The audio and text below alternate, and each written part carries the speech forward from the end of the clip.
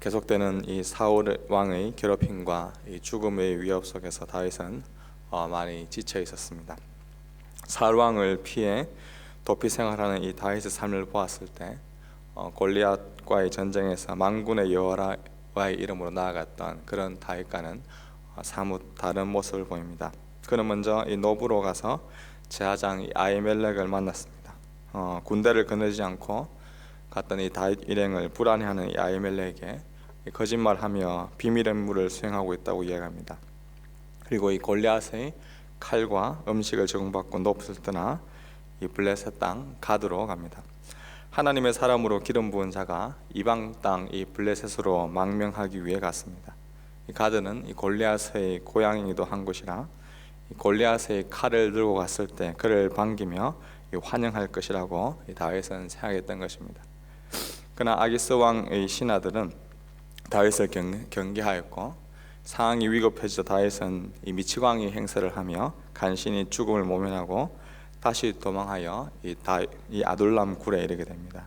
오늘 본문 1절에 그러므로 다윗이 그곳을 떠나 아둘람 굴로 도망하매, 오랜 기간 동안 도망자로 피해 다니며 이 망명 생활하는 그의 신세가 처량합니다. 사무엘상의 저자는 그가 이 도망하는 동안 하나님과 동행하였다라는 그런 말씀을 하고 있지만 않지만 분명 이 다윗의 이 그릇된 행동 속에서도 하나님이 함께 하셨음을 우리는 알 수 있습니다. 왜냐하면 위기 속에서도 계속해서 구해주시고 이끌어가시는 그 하나님의 인도하심이 있었기 때문입니다. 다윗은 또한 순간순간 인간적인 판단과 그러한 생각들을 하였지만 그럼에도 불구하고 시편의 많은 시들을 보면 이 고통과 위기의 순간에 하나님을 찾고 부르짖었음을 알 수가 있습니다. 시편 57편이나 이 시편 142편은 오늘 본문의 상황인 아둘람굴에 도착한 이 다윗이 하나님께 고백하는 그러한 기도를 담고 있는데 시편 142편을 읽어보면 다윗이 자신의 신체를 한탄하며 불평 가운데 어려움 가득한 그 자신의 현실을 하나님 앞에 다 털어놓는 것을 볼 수가 있습니다. 자기보다 강한 자들 앞에서 어쩔 수 없지만 그럼에도 여전히 주님이 나의 피난처임을 고백하며 주의 이름을 찬양하는 성숙한 그러한 믿음을 계속해서 보이고 있습니다. 이 아침에 혹여나 신세 한탄을 하고 싶은 것들, 또 불평과 고통의 상황들, 도저히 어렵고 이해되지 않는 상황과 사건들이 혹여나 여러분들 앞에 놓여져 있습니까? 계속해서 망명 다니며 소망이 보이지 않는 아둘람 굴과 같은 곳이라 할지라도 주 앞에 우리의 마음을 토로하며 주의 음성을 듣는 귀한 은혜가 있는 이 아침이 되기를 소망합니다. 아둘람 굴에 도착했을 때 다윗의 그러한 가족들이 그 소식을 듣고 찾아와서 또한 더불어 2절에 보니 이 환난 당한 모든 자, 빚진 모든 자, 이 마음이 원통한 자, 사회에 이 불만을 품고 있는 모든 자들이 아둘람 굴로 모여들었습니다.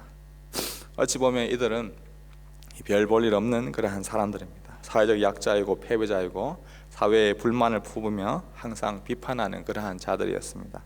그러나 그 누구보다 억울하고 고통스럽고 불만 많은 그러한 상황에 처한 다윗이 바로 이 그들의 위로자가 되어서 그들의 우두머리가 됩니다. 그 수가 한 400명 가량이나 되었다고 합니다.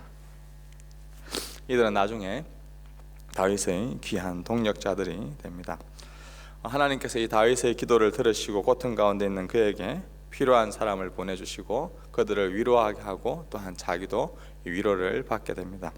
더 나아가 이 5절에 보니 갑작스럽게 이 선지자 이 갓이 등장합니다. 갓이 어느 지역 또 어느 지파 출신의 선지자인지 알 수 없지만 갑자기 다윗에게 나타나 그가 가야 할 길을 알려줍니다.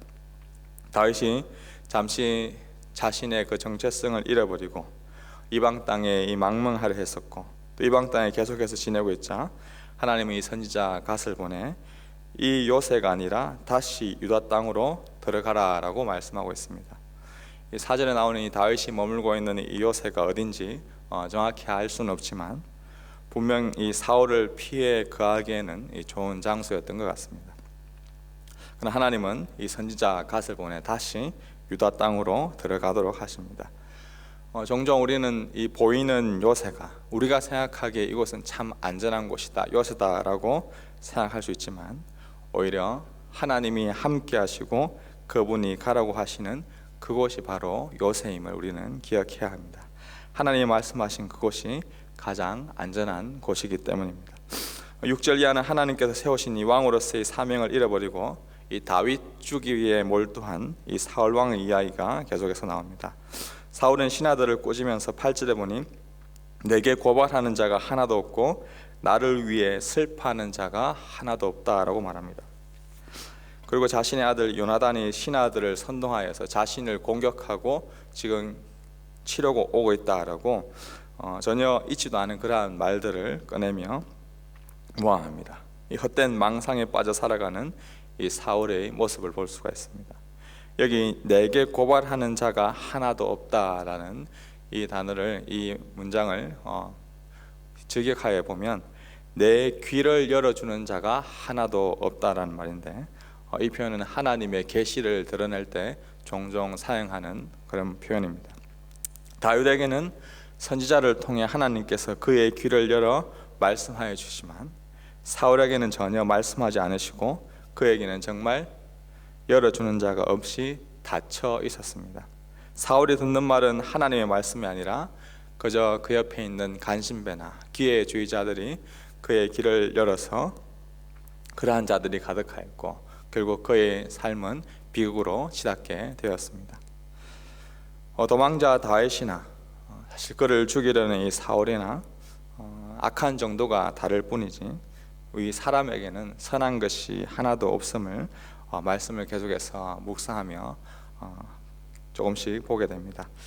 하나님께 부르짖으며 귀를 열어달라고 하나님의 도움을 구하는 자인지 아니면 그저 악인의 말을 들으며 자신의 뜻대로 살아가는 자인지, 그 차이가 비극으로 치닫는 길인지 아니면 주님과 동행하며 걸어가는 천국행의 길인지 우리는 알 수가 있습니다.